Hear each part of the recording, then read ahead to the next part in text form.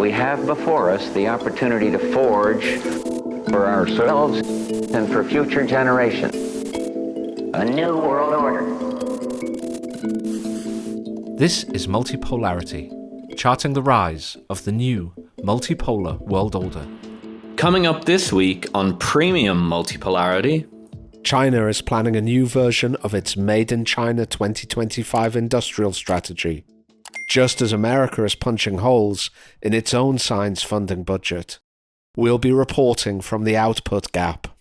Meanwhile, the new US ambassador to Ankara has declared that he's against carving up Syria in a modern Sykes-Picot, the treaty that drew up the Middle East's modern borders in 1919. Is this an important anti-colonial action, or just a license for Erdogan to gobble up his own Ottoman Empire? Finally, Harvard continues to come under shelling by the US government. Not content with disbarring international students, Trump said on Monday that he is considering taking $3 billion of previously awarded grant money and giving it to trade schools. Is this a case of frightening them to within an inch of their lives, or is DJT genuinely guillotining the credentialed aristocracy that runs the United States?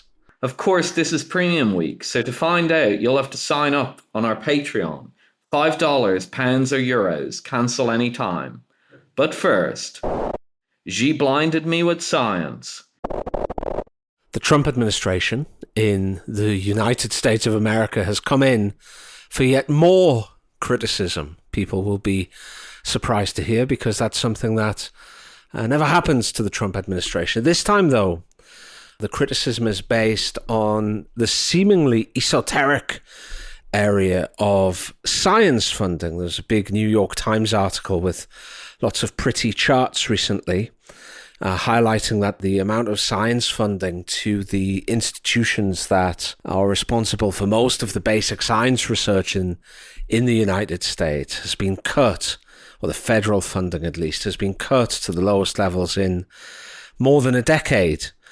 And the 2026 budget also has really significant cuts to science funding. I think the National Institutes of Health is going to see a 40-something% cut. The Environmental Protection Agency is going to see its budget slashed. The National Science Foundation is going to see its budget cut by over 50%. NASA will have its science budget cut as well. It's all part of the Republican effort to cut non-defense spending by about a quarter. But there's some concern about the fact that it's landing on science research because it is important to the long-term prospects of an economy. I think we're all aware that during the Cold War, for example, one of the great advantages the US had was that it was just so far ahead in science. Like, we all know that American tech, whether it be in the fields of defense or consumer goods or industrial goods or motor vehicles or whatever you care to imagine, was simply better than the stuff that Russia or East Germany, for example, was pumping out. And that gave, over time, the US economy a huge advantage over the Soviet economy. And I think there's concerns, perhaps rightfully in fact, that slashing and kind of hacking into science funding in the way that's happening at the moment could affect the US economy in the longer term. Now, I'm not sure that listeners will be aware, but a few weeks ago, I wrote a Substack on the Multipolarity, the Substack. It was on tariffs and it was called The Deluge. And it specifically referred to a misconception about China. There's a conception out there that what China wants to do is it wants to corner this industry or that. It wants to, dominate the electric vehicles market or dominate the market for drones or robotics. Or perhaps the people just think that China wants to be economically the most dominant power in the world. And I actually think both those things are true, but I also believe, from what I've read of people who are far more knowledgeable about China than I am, that Beijing's plans actually are far more ambitious than that. And when I say far more ambitious, I mean way more ambitious. I think, in fact, the plan of Xi Jinping and the Communist Party of China, or the senior figures within the Communist Party of China, are not to be the market leader in 5G technology, but actually to catapult humanity into a new and as yet undiscovered higher level of economic prosperity and technological advancement. I mean, it's nothing short of that in terms of scale of the ambition. And to that end, the Chinese have really been investing heavily in education and sciences. And now that's really starting to pay off. An organization called the Australia Strategic Policy Institute, which is like a think tank tasked with keeping tabs of what's happening big picture wise in Australia's kind of strategic envelope, so to speak, did a study that focused specifically on which countries were in the lead in a range of critical technologies. Those are technologies likely to be critical for the 21st century, both economically in the broad sense and militarily. And those areas were advanced information and communications technology, advanced materials and manufacturing, artificial intelligence, computing and communications, biotechnology, gene technologies and vaccines, defense, space, robotics and transportation, energy and environment, quantum technologies, and sensing, timing and navigation. Now, each of those categories was then subdivided into specific other categories. But the Australia Strategic Policy Institute found that in the 61 critical technologies that they'd identified, the 64 critical technologies that they had identified, China led in 57. And in the 7 in which it wasn't in the lead, it was second. So it's really starting to dominate these, not just common or garden manufacturing, not just cheap goods or Walmart, but these absolute bleeding edge technologies China is dominating. And it gets worse than that, because if you look at the PISA rankings, they're kind of an independent and standardized test for the skills and knowledge of 15-year-old school children all around the world. And they test in maths, science, and reading. China actually is second behind Singapore overall.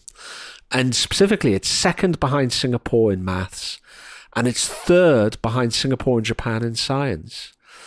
And at university level, it's also seeing gains. I found a quote from the journal Science, which is one of the most prestigious science journals in the world. And it said that Japan's National Institute of Science and Technology has tallied the top 1% of paper in terms of citations, a rarefied stratum inhabited by Nobel laureates. China has slightly edged out the United States in the number of most cited papers. Meantime, Nature, another very prestigious science journal, found that of the top 10 universities in terms of their science research contributions, 7 were Chinese. Only 3 non-Chinese universities were Harvard in the United States, the Max Planck Society in Germany, and the French National Center for Scientific Research.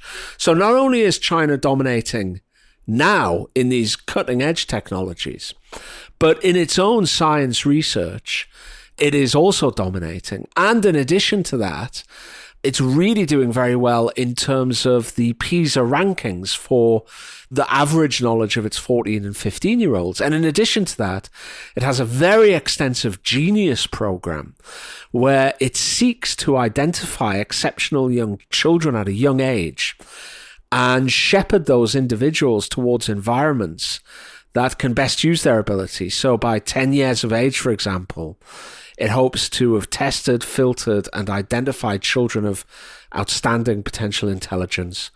By 15 years of age, it seeks to ensure that these kind of geniuses are surrounded by others of a similar mental capacity.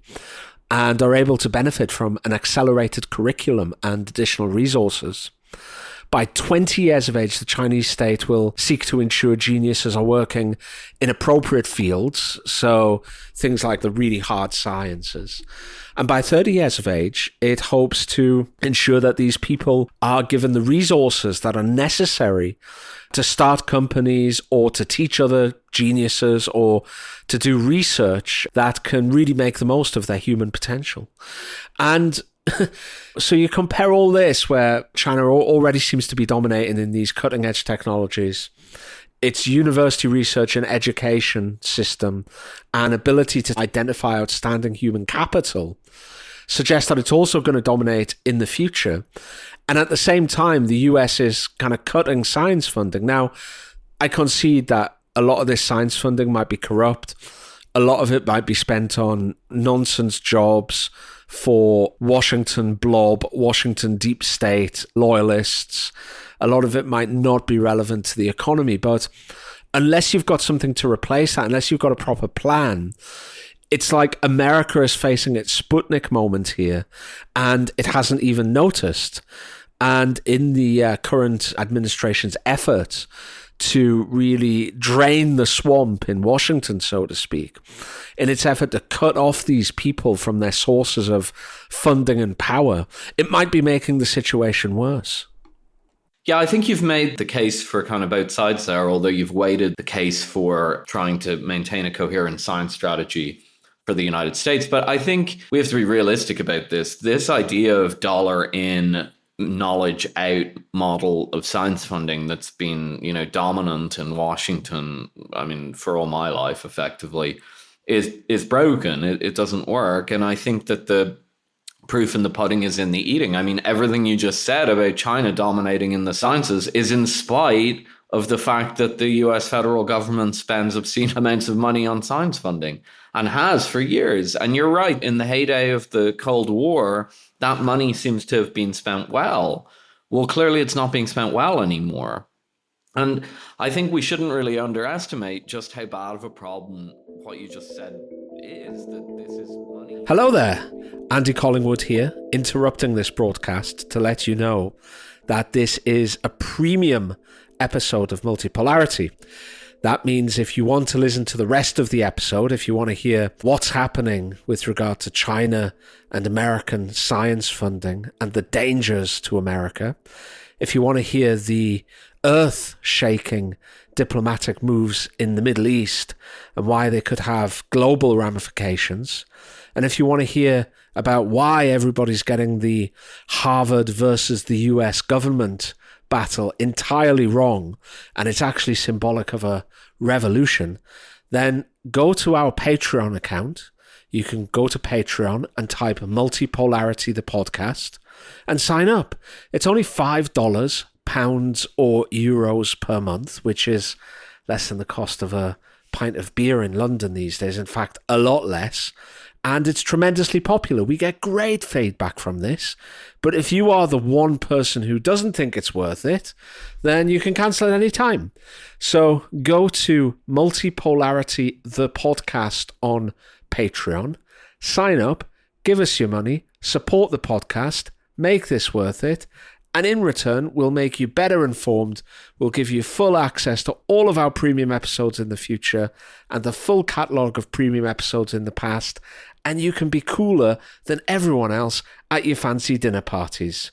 Now, for Patreons, back to the show. And they're doling a lot of this out to get friends and favor. I mean, that's the reality of science funding in America. Nothing really comes out, nothing good comes out of the American science bureaucracy. I mean, just take a couple of examples that listeners will probably be somewhat familiar with. One of them is NASA. NASA receives an enormous budget